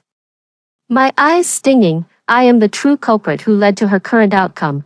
Taking the water Jiang Ti handed me, I made up for it by telling her about the future I had planned for us. In our future, I would make her the happiest person, the house she liked, the jewelry she liked, the life she liked. Everything would revolve around her. I talked until my mouth was dry, drank the water in the cup, but she remained silent the whole time. The water in the cup was completely gone before she sneered and spoke. She asked me what I was thinking when I dealt with her for Lin Ran. My fantasy was shattered, and I seemed to finally realize clearly that Jiang Ti and I had no future at all. When I decided to destroy her, there was no longer any possibility for us. I asked her when she found out, and she cursed at me, saying I hurt her because of Lin Ran. I wanted to explain. I wanted to say it wasn't because of Lin Ran.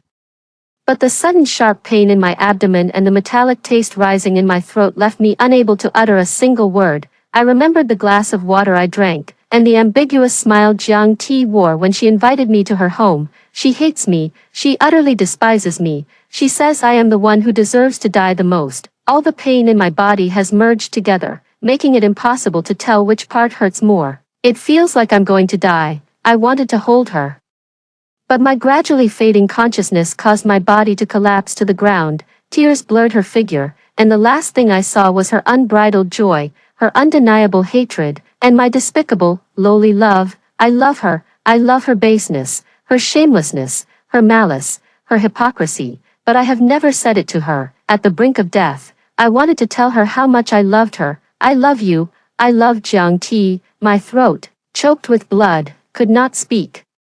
And until the very last second before I died, I was still deeply filled with regret. Jiang Ti will never know that I loved her. If my death could bring her a little happiness, then I am willing. darkness descends, but I refuse to close my eyes, wanting to look at her a little longer. I want to remember her face, remember her breathing, remember her warmth. If I could do it all over again, if I could do it all over again. I hope she never encounters us again, never saves a sinner like me. I hope Jiang Ti can find true happiness. Extra, Pei Su. Less than half a year after marrying Lin Ran, she asked me for a divorce. Just as resolutely as when she left to go abroad, the divorce began with the photos Jiang Ti sent to Lin Ran, who told her everything, knowing that I had found a substitute and that Jiang Ti had become like this because of me. Lin Ran felt an unprecedented anger and disappointment. She called me scum and decisively divorced me. I had no face to try to keep her. The end of this marriage came too quickly. To make up for my mistakes, I gave her most of my assets, leaving me with nothing but endless exhaustion. It turns out Jiang Ti never stopped seeking revenge on me. She left a huge trap here waiting for me. I rubbed my forehead and smiled bitterly, feeling as if I'd be entangled with her for the rest of my life. I remembered the last time we met. That 1-second hug seemed to bring me back to the day of our first embrace. Back then, Jiang Ti was shy and reserved, and her face would turn red with just a hug. She was the one who mustered the courage to seek a sugar daddy, yet in the end, it was she who felt embarrassed. Her love is always so intense that even without words, it can be felt by others. Even if she stabbed me with that knife, I knew it was out of love turned to hatred. Only the hatred born from extreme love and betrayal could drive her to thoughts of murder. After Lin Ran left, I stayed in the empty house, facing the cold walls and ceiling. Suddenly, I remembered that it had been a long time since I last returned to the home I shared with Jiang Ti. Jiang Ti would always be there waiting for me, and I could see her as soon as I turned around. With her, I no longer had to face the troubles of work and life. I could indulge freely in the world I had constructed myself, loving and entwining with the illusory Lin Ran. Snapping out of my memories, I suddenly felt a strong urge to see Jiang Ti. It had been a long time since I last heard any news about her after we parted ways. With a clear goal in mind, I couldn't wait to head out. Standing in front of her apartment building, I saw police setting up a cordon, with a crowd of onlookers gathered around. The police sternly dispersed the onlookers, and I asked the man beside me, what happened? The man was not stingy in sharing the gossip. A woman in apartment 303 committed suicide by burning charcoal at home. It said that she killed someone and disposed of the body some time ago, and she was so afraid of going to prison that she took her own life out of guilt. The police only found out she was dead when they came to her door, and her body had already decomposed. 303 was where Jiang Ti lived. At that moment, my mind exploded with a deafening roar. My hands and feet turned ice cold, and my vision darkened, nearly causing me to collapse. I gasped for breath, pushing through the dense crowd, grabbing the police officer's arm, and shouting hoarsely, "Who died? Jiang Ti died. How could she die?" Tears blurred my vision as I screamed like a madman, never having lost my composure like this before. The police officer pulled me aside, his expression serious as he asked me what my relationship was with the deceased, Jiang Ti. I opened my mouth but was left speechless. All my bravado instantly extinguished. "What is your relationship with Jiang Ti? We are not boyfriend and girlfriend. We just had a sugar daddy arrangement," but I couldn't bring myself to say it, and I even felt ashamed that I am a despicable person. I begged them tearfully to let me take a look, but they said I was obstructing official duties. I was taken to the police station to give a statement. They asked me about my relationship with Jiang Ti and whether I knew about any grudges between Jiang Ti and the victim. A hiker discovered the foul-smelling, decomposed remains, and after DNA comparison following the report, the identity of the deceased was confirmed. The deceased was Chen Jin. Did I know about Chen Jin exposing Jiang Ti's scandals online? I knew, but I chose to ignore it, just as I knew she was desperate to find another sugar daddy to turn her life around. Yet I privately allowed those people to humiliate her. At that time, I thought Jiang Ti was too willful, and such a malicious woman deserved to be punished. As long as she learned her lesson, she would behave, learn to be obedient, and never disturb my life with Lin Ran again. But I forgot, the one who made her this way was me.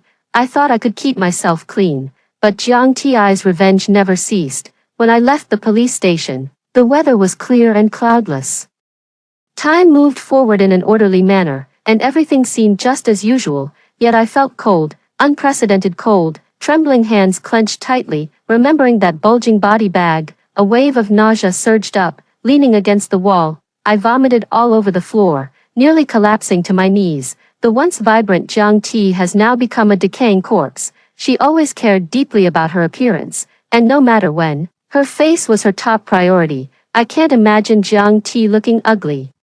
It feels as if my body has been drained of its soul, leaving behind a blank emptiness. When I came to my senses, I had already pushed open the villa's front door. This is the home I shared with Jiang Ti. Since I drove her away, no one has lived here. Occasionally, I would think of this place, but it felt like a forbidden zone, making me instinctively avoid and escape from it. After she left, the place underwent a thorough cleaning, and many of her belongings were thrown away.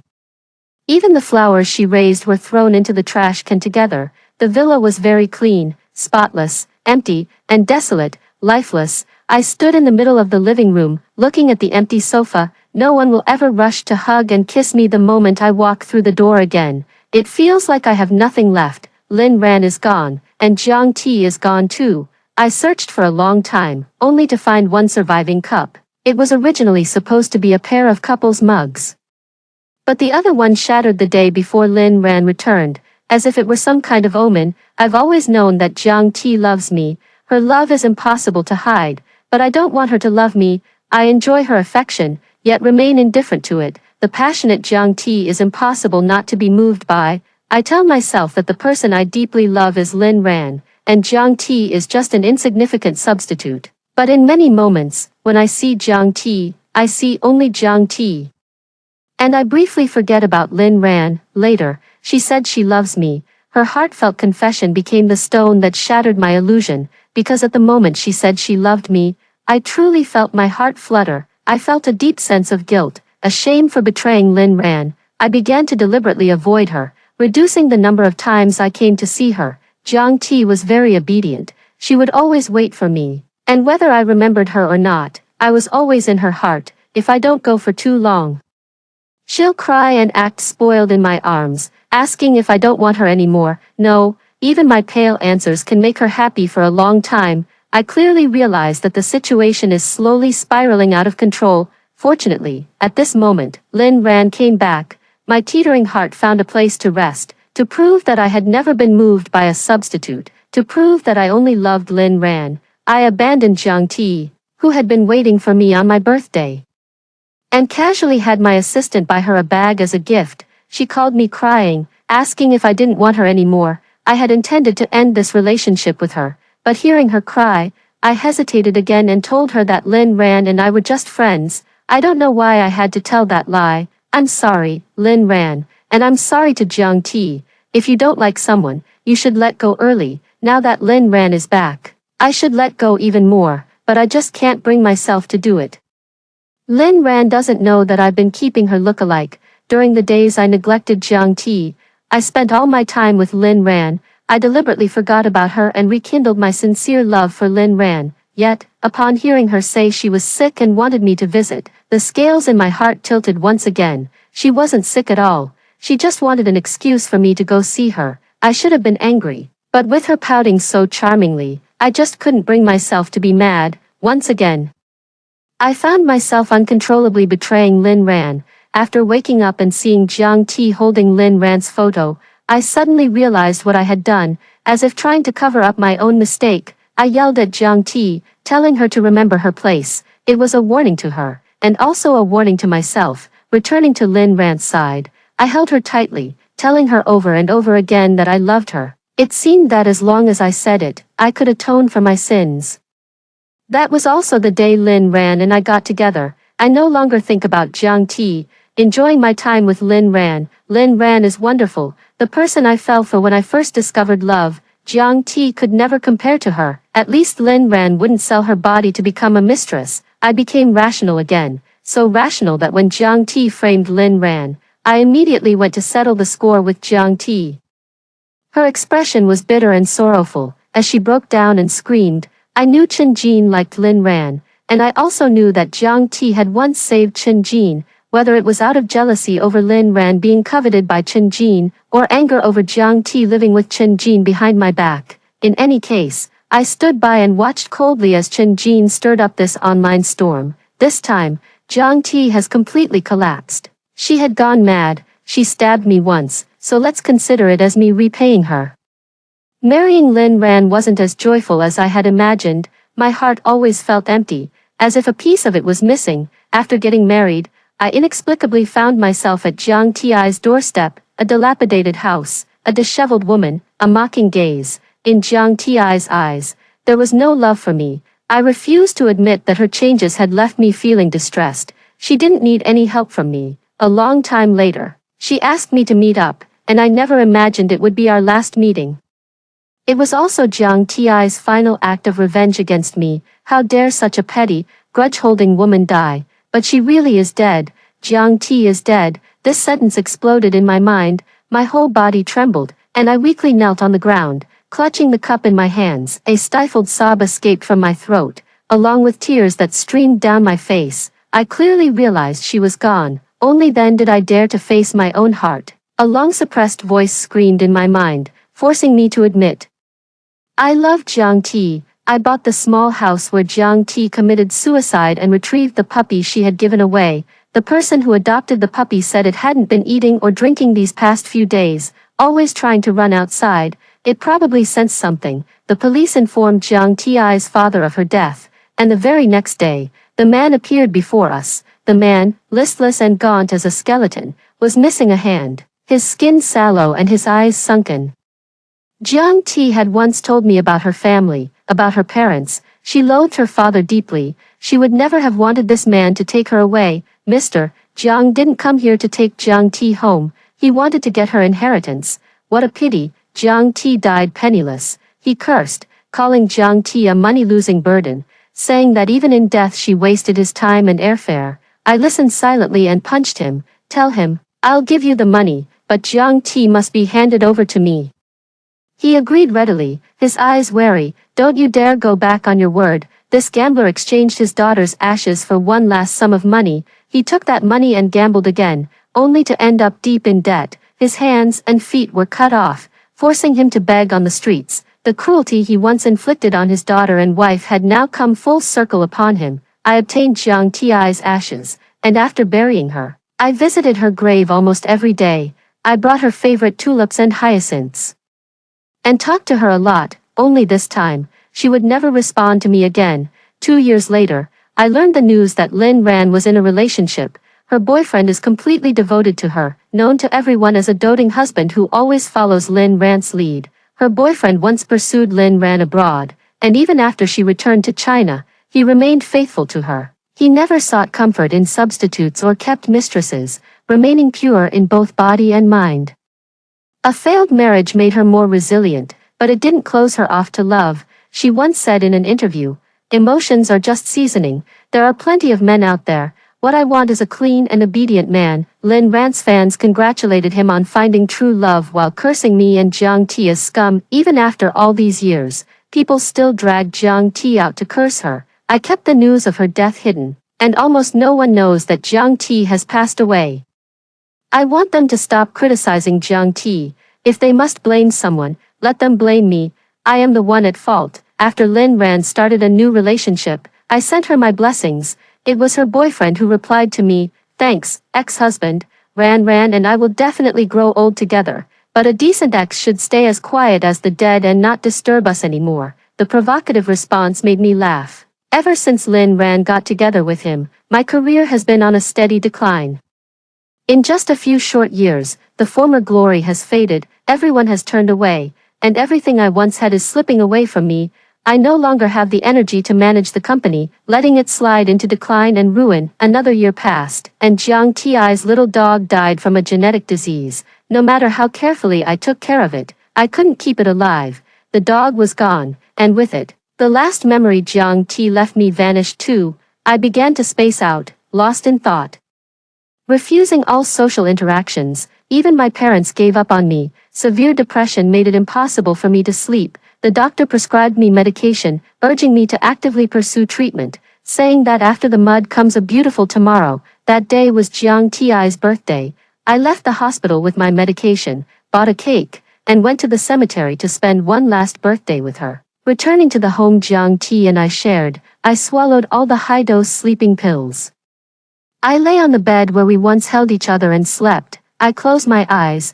My suspended heart is unprecedentedly at peace. Jiang Ti, good night. After hearing the story above, what are your thoughts? Feel free to share your opinions in the comments section. Looking forward to hearing from you. If you liked this story, don't forget to like it, share it, and subscribe to my channel. See you next time.